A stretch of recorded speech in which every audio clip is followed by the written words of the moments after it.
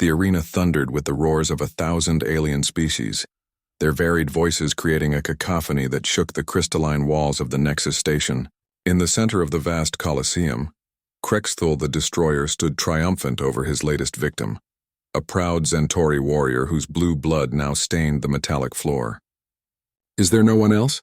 Krexthul bellowed, his forearms spread wide, each one capable of crushing a starship's hull.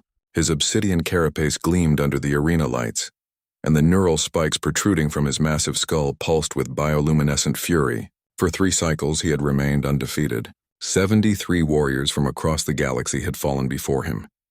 The crowd's cheers reached a fever pitch. Krexthul was more than a gladiator.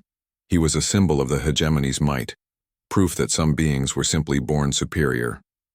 The Warlord had united 12 star systems under his banner through sheer brutality, and his arena victories only cemented his legend. "Surely," Krexthul continued, his translator implant broadcasting his words in hundreds of languages, "there must be one more fool willing to die for the entertainment of the masses." The crowd began to chant his name, but then a voice cut through the noise. Quiet, almost conversational. "I'll fight." The arena fell silent.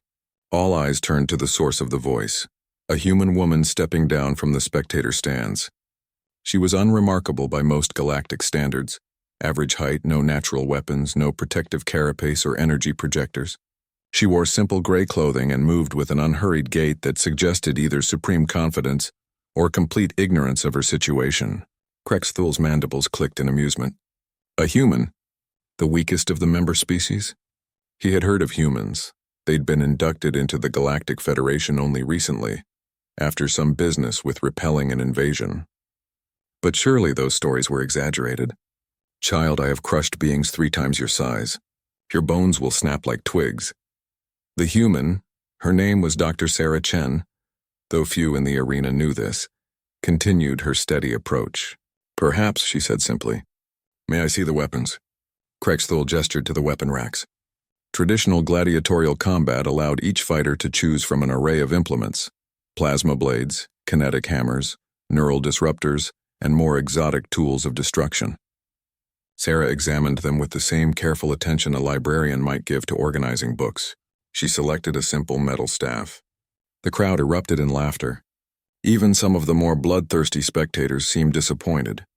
This would be over in seconds.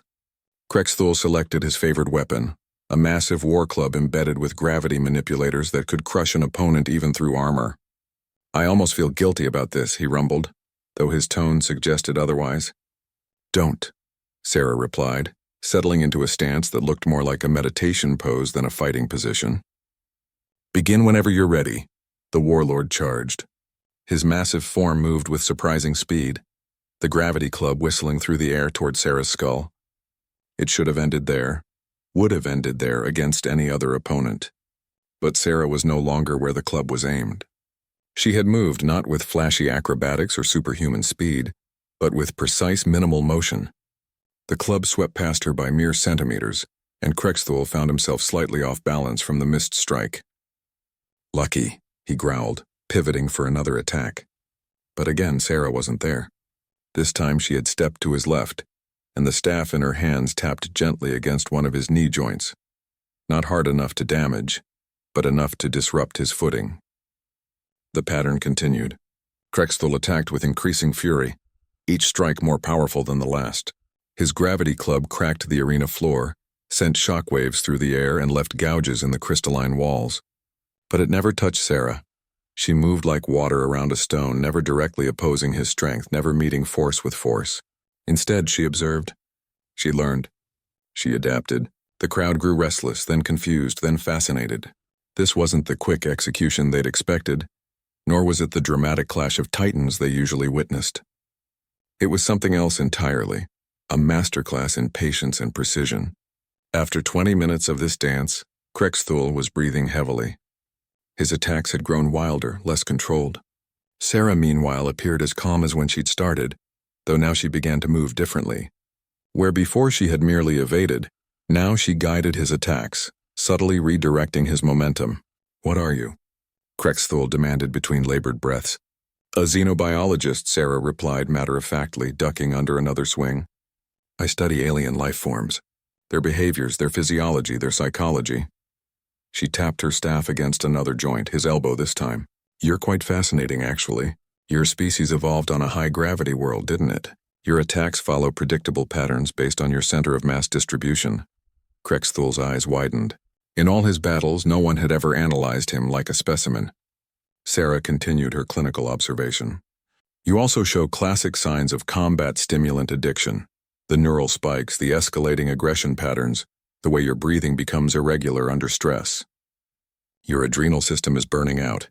She was right. Krexthul could feel his strength beginning to flag, his legendary endurance finally meeting its match. Not through superior force, but through simple, methodical attrition. You cannot defeat me, he roared, putting everything into one final, devastating strike. Sarah stepped aside. The gravity club struck the arena floor with such force that it created a crater and sent Krexthul tumbling forward. As he fell, Sarah's staff found the precise nerve cluster at the base of his skull, a light tap that sent paralysis racing through his massive frame. Krexthul crashed to the ground, unable to move. The arena sat in stunned silence. Then slowly Sarah walked over to where the Warlord lay. She knelt beside him, checking his pulse with professional efficiency. You'll be fine in about 10 minutes, she told him. The paralysis is temporary, but you should really consider rehabilitation for the stimulant dependency. There are excellent programs on Kepler 442b. As medical teams rushed to attend to Krexthul, Sarah stood and addressed the crowd.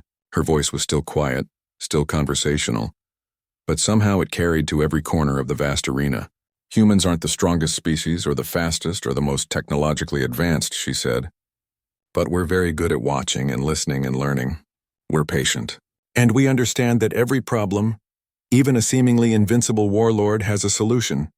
You just have to be willing to study it long enough to find it.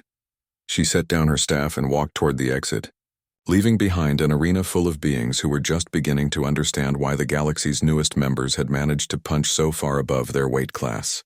In the medical bay, as feeling slowly returned to his limbs, Krexthul stared at the ceiling and wondered if perhaps he really should look into that rehabilitation program.